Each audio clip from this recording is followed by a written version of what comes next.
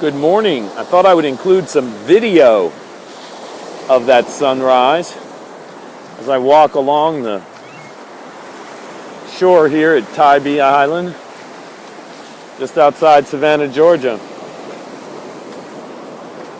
What a good morning it is. Really good morning. I'm telling you, I just can't believe how fortunate I am to be taken in this. Pretty amazing. Pretty amazing. I'll tell you what though, this seaside stroll, you don't need to see me a whole lot. I'm going to try to focus on showing you the shore. Tell you what, my summer vacation is coming to an end like many people's. In fact, I was supposed to be leaving here today, but I've got some things I've got to wrap up, which I'm not going to leave until Tuesday, but Mimi is missing her friend so bad. And my buddy Dan is starting his vacation. So I'm going to stay on a couple of extra days, and Mimi's going to go on back to West Virginia with him. You know, my good friend Dan is from West Virginia. He is a West Virginian, tried and true. And so they're going to ride up together. That's actually kind of nice. She'll get to spend a couple of extra days with her buddies. And she'll stay with her grandma, and that's going to make her granny very, very, very happy. And then Dan doesn't have to ride all the way up the road. You know, Savannah to southern West Virginia is about an 8-hour ride all day long. And it's a long ride. So, you know, it'll give me and Nisha some time to do some bonding too. And that'll work out quite well. They're excited about their new school, but they're also like the idea that, you know, they're not just jumping right out of Woodrow. You know, they'll be there for the first 6 weeks for sure. Pretty close to it, and then that way I can get a whole grading period in. It's going to be weird if I change them in the middle of a grading period, it affects the grades in a way that it's just not worth it. And as much as I want to be here permanently, I'll let them finish that first 6 weeks and then we're out of there. So that's going to be right around September the 22nd. But I tell you what, here, let me show you my face for this one.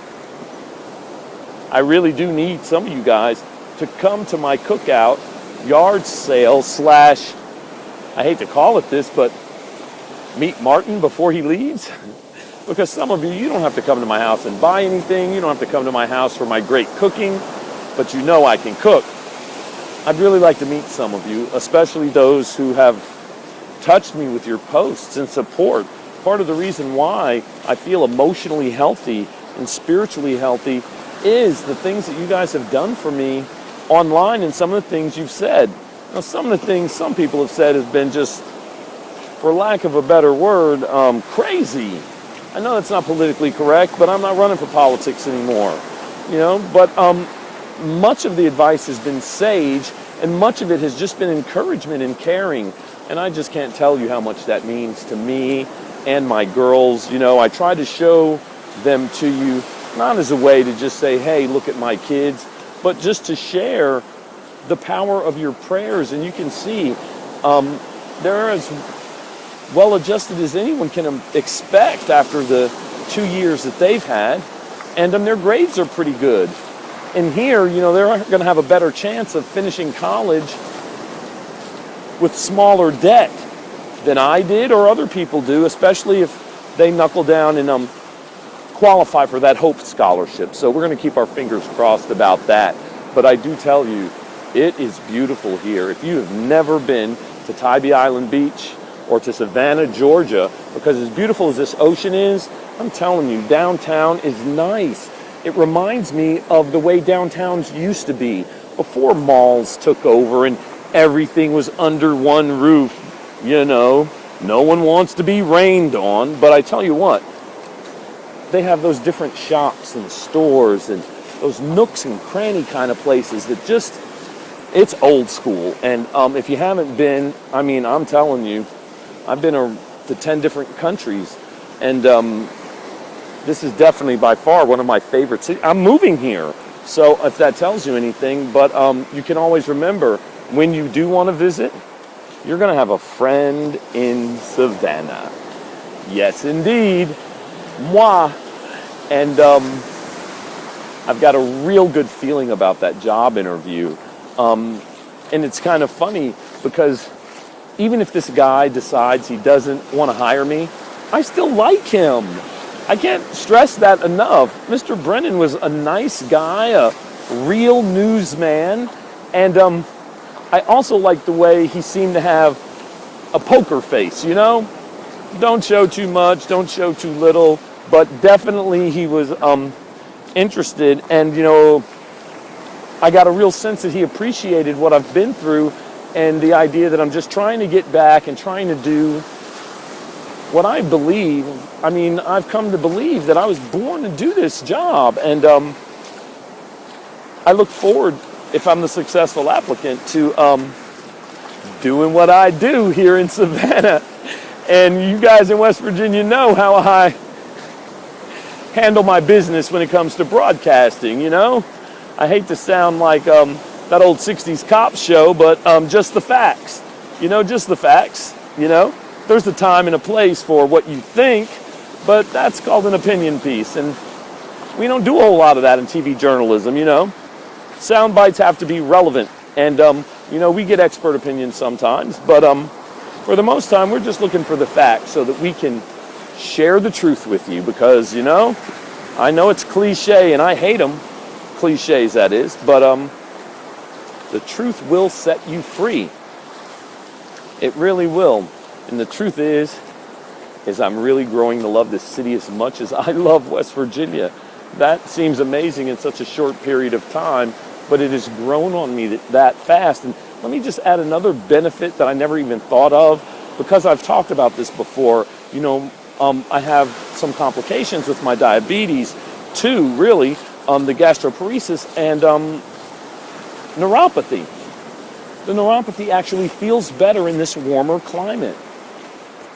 God knows what he's doing, baby. God knows what he's doing. So I'm just trying to do what I think he's leading me to do. And, you know, sometimes to listen, it's like that Donnie McClurkin song, just stand, be still.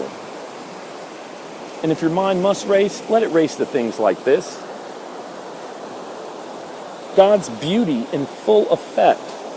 How can you see a sun like that over something so vast as the ocean and diminish it to intelligent design? Well, God bless you. And I love you for that. My belief is that there is a God. He made this. He made that. Okay, that was some bad camera work. But he made that, and he made me and you. We don't know what his plan is, and sometimes it doesn't even make sense, and sometimes it seems like your whole life is wrecked. You guys know what happened to me, and I was at the point of feeling like, what is this, a demolition derby with my life? I wanted to say, script, this is the wrong script. My story's not supposed to go this way, but it's going the way it's supposed to go. There's a season for everything, and the season of my love with Teresa has passed. I'll carry it with me forever. But in the sense of day-to-day living, no, won't see that again. But I'm so blessed to have had it and to have enjoyed it and to have experienced it for 25 years. There are people who would give their right arm for just 25 minutes of what I had. So I know that I'm fortunate in love, and something tells me I'm going to have a good luck again.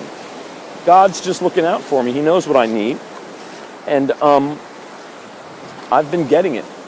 Right now, I'm hoping it's a job, but in this very moment, I'm just thankful to have each and every one of you as a friend or a follower or someone who's interested in my humble little story as I move forward after really what I've been calling a series of unfortunate events. They'll happen to everyone. God's not picking on me, not picking on you either. So chin up. The sun always comes up tomorrow. And I'm so glad you're here to share this with me today. God bless each and every one of you. And thank you so much for your love, your prayers, and your support. May the sun never set in the blessings that God has in store for you.